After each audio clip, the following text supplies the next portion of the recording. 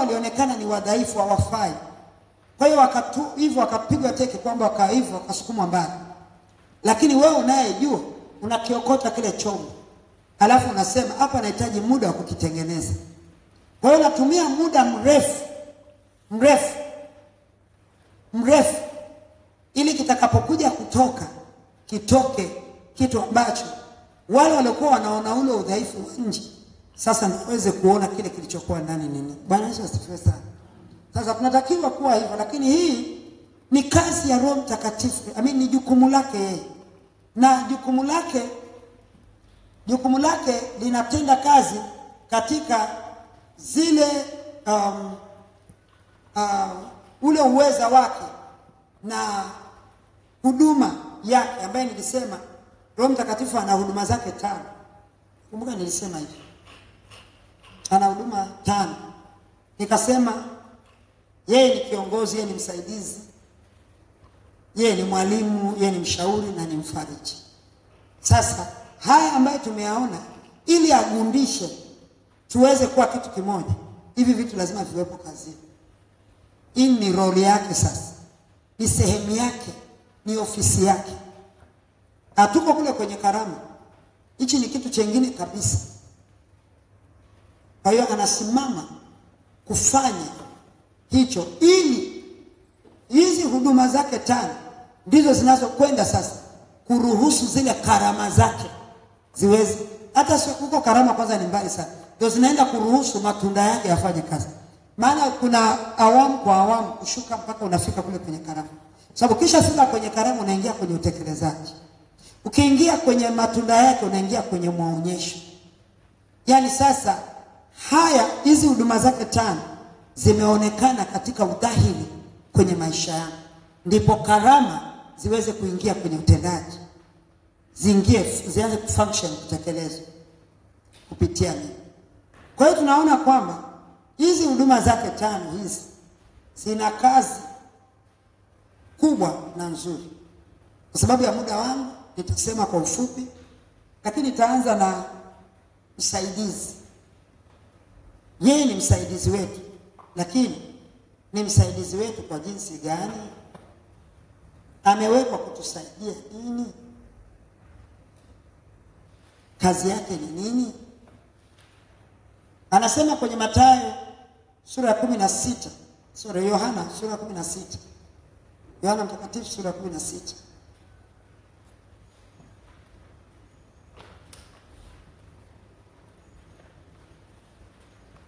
Sura ya 16 mstari wa 7. Asema, lakini mimi nawaambia iliyo kweli, yawafaa ninyi mimi niondoke. Kwa maana mimi nisipoondoka, huyo msaidizi hatakuja kwenu, bali mimi nikienda zangu nitampeleka kwenu. Naye akiisha kuja huko, atauhakikisha ulimwengu kwa habari ya dhambi na haki na hukumu. Nini anakwenda kufanya? Anakwenda kuhakikishaje ulimwengu? Anaenda kutenganisha walio wa Mungu ni wakina nani. Sasa yeye anatusaidia ili kuweza kuonyesha ile sura na mfano wa Mungu kwa kanisa, ili ibebe utambulisho wetu na utofauti kati ya kanisa la Kristo na dunia ama walimwengu. Sasa tunakuja tunaangalia, tunaona, je, anafanya hilo kwangu? Kwa sababu yeye ndio msaidizi. Yeye ni msaidizi. Na kama hilo alifanyiki, ina maana kuna mahali nguvu, kazi yake, yani role, nafasi yake, majukumu yake yamesitishwa kwangu, hayafanyi kazi.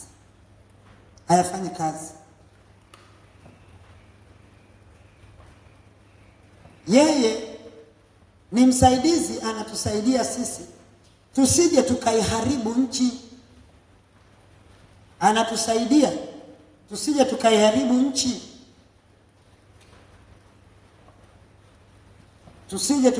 nchi.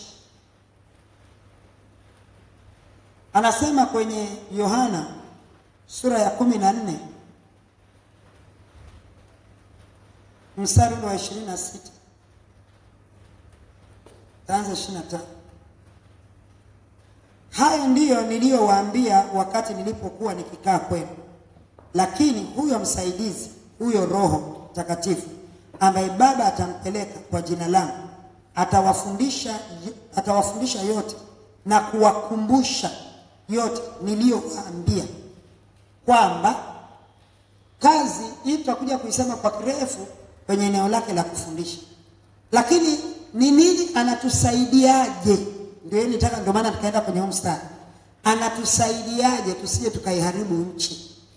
Yeye ndiyo anatuelekeza jinsi ya kuishi kwa zile kanuni zake Mungu, hata ndipo tusiharibu nchi tuliyopewa kukaa ndani yake.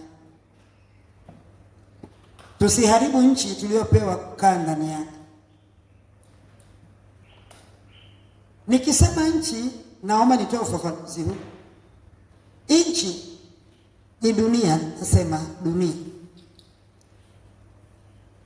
Mimi nitaiharibu dunia wakati ambapo naishi maisha nisiyotakiwa kuyaishi.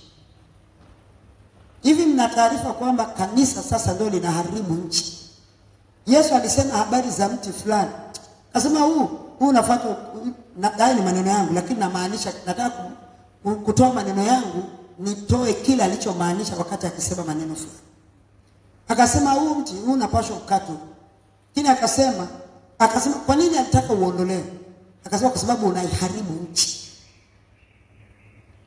Sasa mti uko hapo umesimama, unaharibuje nchi bwana? Mimi ni mtu naishi, nimewekwa kuishi huku duniani, naiharibuje nchi?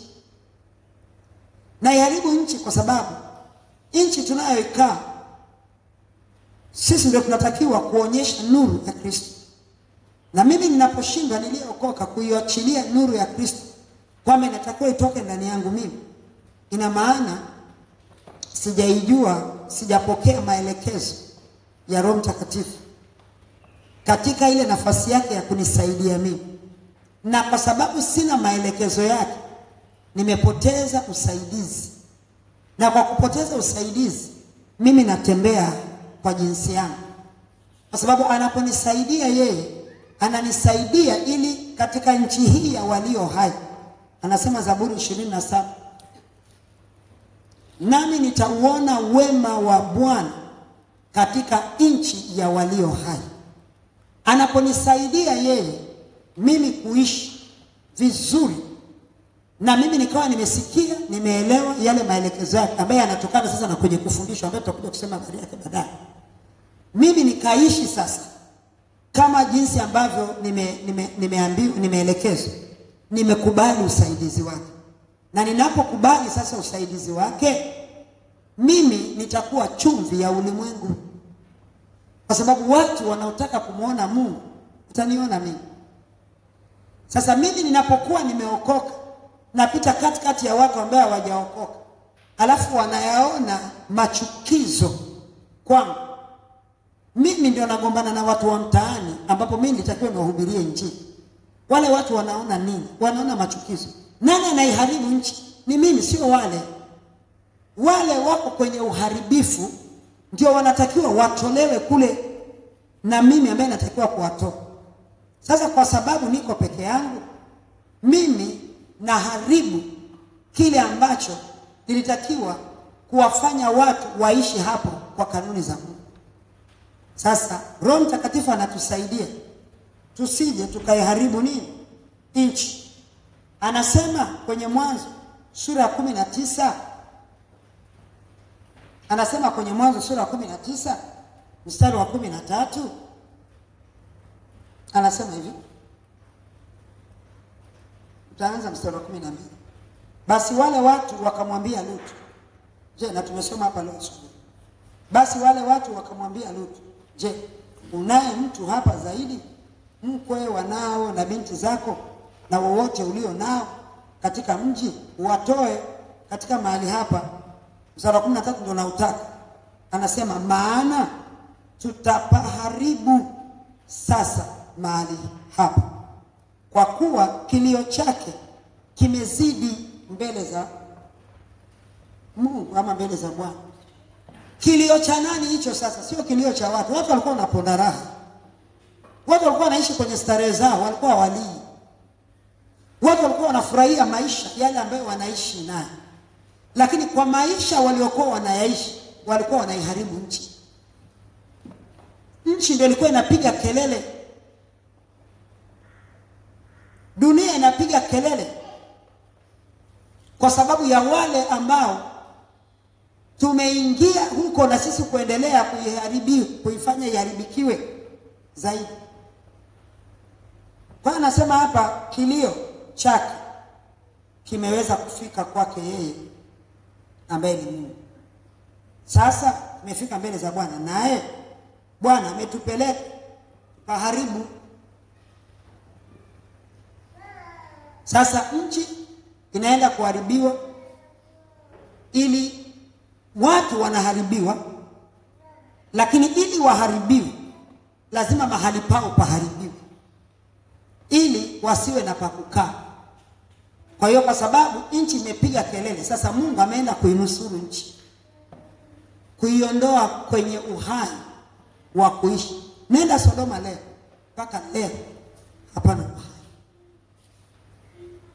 Hapana uhai. Yani kilio cha nchi kilionyesha ukubwa na ukitiri wa dhambi ambazo zilikuwa zinafanywa pale. Mpaka Mungu akasema hapana, nchi hii wacha niipumzishe. Uharibifu unaosababisha nchi inalia ni ule ubaya ambao usioweza kutazamika, usioweza kuelezeka. Watu walikuwa kila wakifanya nchi inaumia.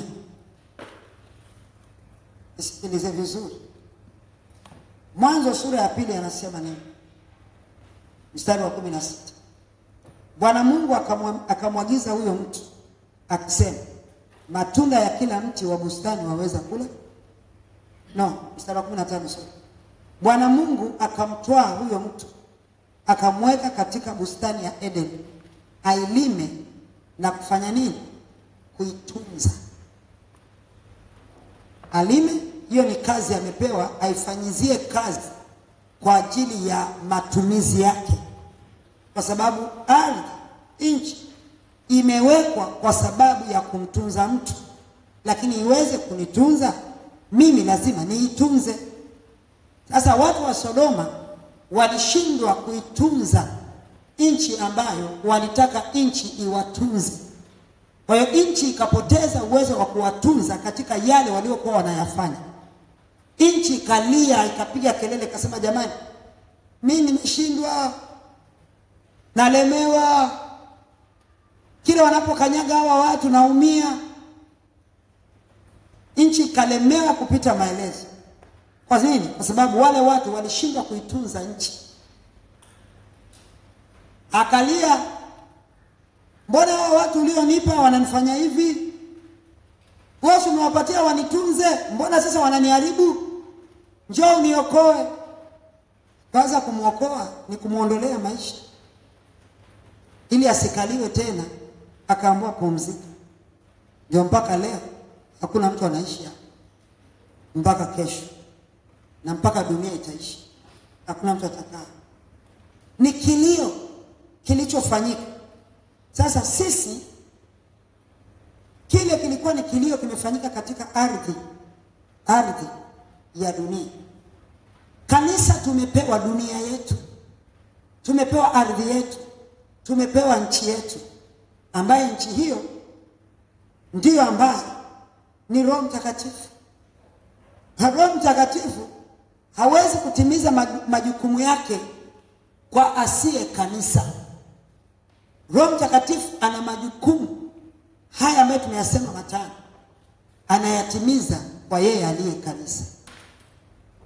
Sasa yeye kama ardhi yangu ndio anayechipusha upya chakula ili mimi niwe na afya ninawiri, lazima Roho Mtakatifu ahusike.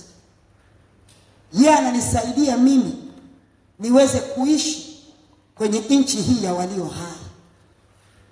Roho Mtakatifu ndiye anayesaidia kanisa kuweza kuishi kwenye nchi hii ambayo imejaa uharibifu. Sasa mimi nisipokuwa na Roho Mtakatifu nawezaje kukwepa uharibifu? Aina ya maisha ambao wenye dhambi wanakaa, ni rahisi mimi kuchotwa. Platform, ardhi, dunia, nchi ya kanisa ni Roho Mtakatifu.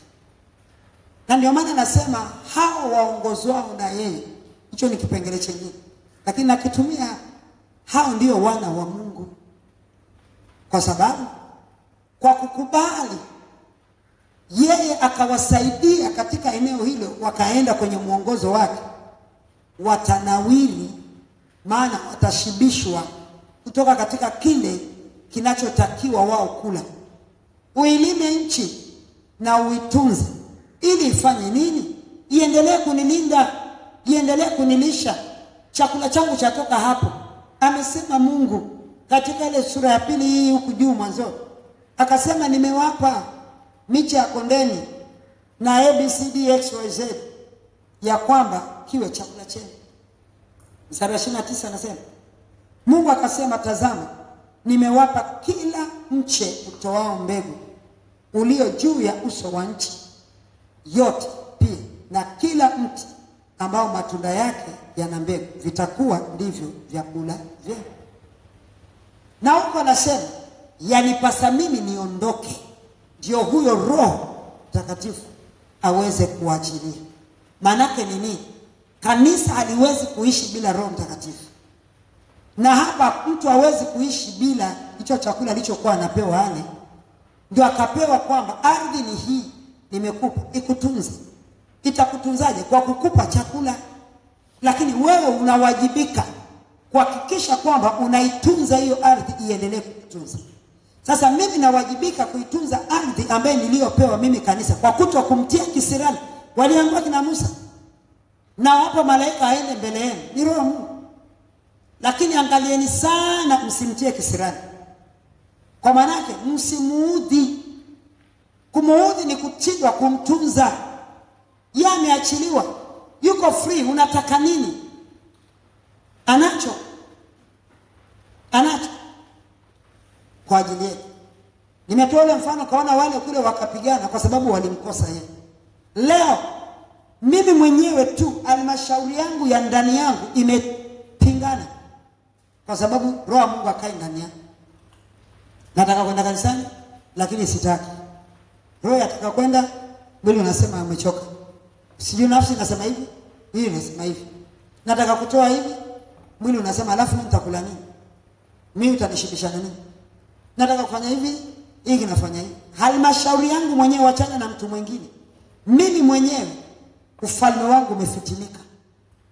Ninapokuwa sina Roho Mtakatifu, ufalme wangu unakuwa umefitinika. Hata nishindwe kuyafanya yale ambayo natakiwa kuyafanya. Kwa maana yake nimetunza nchi ambayo inatakiwa iwe sehemu yangu.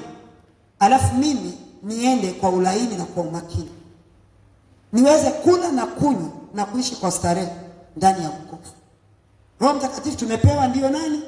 Ndio msaidizi wetu, ambapo ndiye sasa platform yetu, ndio ardhi yetu. Sisi kanisa kama tulivyopewa yeye Roho Mtakatifu ambaye nasema ndio dunia yetu. Huwezi ishi mtu uliokoka kwenye dunia hii, kwa sababu hii dunia sio yetu. Inakuwa yetu kwa sababu tuna Roho wa Mungu. Yeye ndiye atatufundisha vipengele hivyo vingine. Yeye ndiye atanisaidia mimi namna gani ya kuishi kwenye huu ulimwengu ambao tayari umebeba sura nyingine. Kinyume na hapo ni rahisi kuchotwa. Ndio maana tunachotwa, kwa sababu hatuwezi. Roho Mtakatifu ambaye tunatakiwa tukae hapo, tukae kwenye mwongozo wake, tukae ili yeye Roho Mtakatifu atuhudumie sisi. Yeye ndio amepewa chakula cha kutulisha sisi. Mimi uimara wangu wa kuishi hapo bila Roho Mtakatifu, usinione nazungumza bila yeye, nothing. si kitu. Mtu aliyeokoka si kitu. Sasa ili basi tuweze kuwa wale ambaye tulikusudiwa kuwa, tukae hapa ili tumruhusu yeye ana kila kitu chetu, kama alivyoambiwa yule mtu bustani, miche ya kondeni na kila aina ya mapando hayo na mbegu na nini nimewapa chakula chenu. Sasa wewe umeshindwa kula kwa sababu umeiharibu nchi. Adamu na Hawa wakakosea, wakamkufuru huyu ambaye waliambiwa kwamba ndio atawatunza. Wakaenda wakafanya kile ambacho hakutakiwa kufanya. Wamepewa tu wasile mti mmoja tu, wakaenda wakala. Walivyokula wakaihalifu sheria. Kwa hilo tu wakaambiwa hautakula tena kwa kanuni zangu, utakula kwa kanuni zako wewe. Nenda kafanye kazi utoke jasho na miba ikikuotea huko, kwa maana unaenda kucheza kamari apatapotea. Utafanya kazi utarushwa hela yako, utafanya biashara utadhulumiwa hela yako, sijui utafanyaje, utaolewa yani atakuja mke mwingine, mwanamke mwingine atachukua pesa ambazo ungepewa wewe, atalishwa yeye, wewe utaenda kuomba. Miiba itakuotea ukiwa hapo mahali ambapo umepaharibu. Mimi nimeokoka, Roho Mtakatifu ndio anatakiwa yeye anipe kila kitu, kuanzia ufahamu wangu uweze kufanya kazi. Roho Mtakatifu lazima useme. Mimi Elela sina ninachojua isipokuwa yeye anajua. Ndio maana nina slogan yangu napenda kusema, nikiona nimefika mahali kitu kimekuja kama vile sikielewi, huwa nasema tu kwamba wewe unajua, mimi sijui. Kwa sababu nikivuka mpaka huo nitaharibu. Nitaanza kutengeneza mazingira yangu ya kujisaidia. Kwa hiyo nalinda nisivuke hapo ili abakie kuwa msaidizi wangu.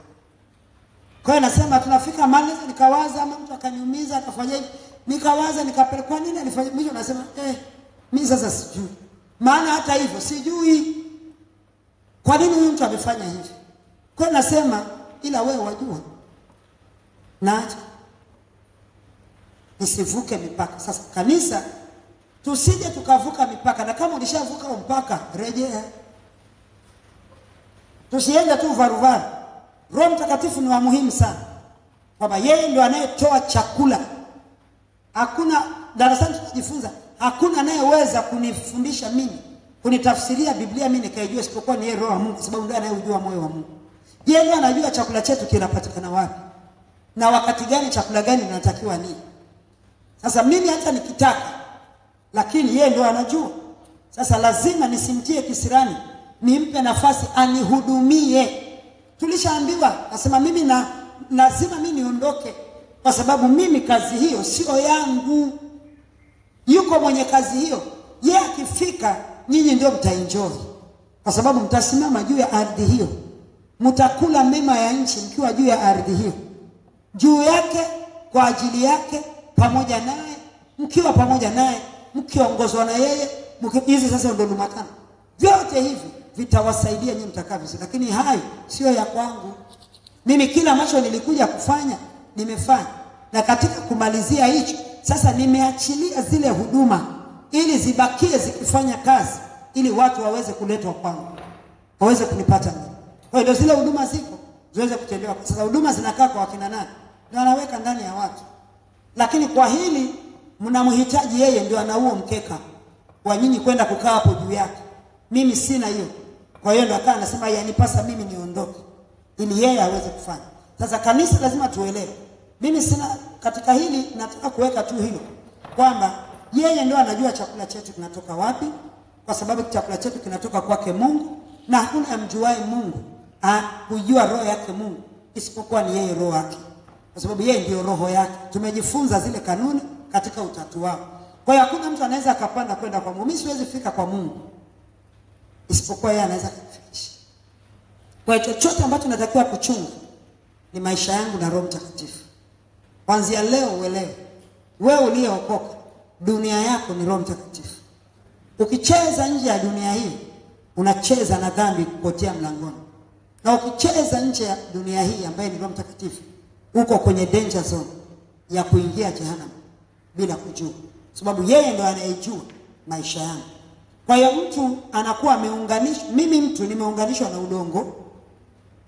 Mimi kama mtu, Mungu aliniunganisha na udongo, kwa kuchukua udongo akafinyanga ndo anibebe mimi Helena, kwa sababu udongo ndio ardhi. Ardhi hiyo hiyo alichukua akanifinyanga, yani akafinyanga ndio mimi nikapatikana niweze kuishi kwenye udongo huo huo ili niishi vizuri hapa duniani. Shetani hawezi kukaa hapa duniani akaishi akaonekana katika kaliba yake.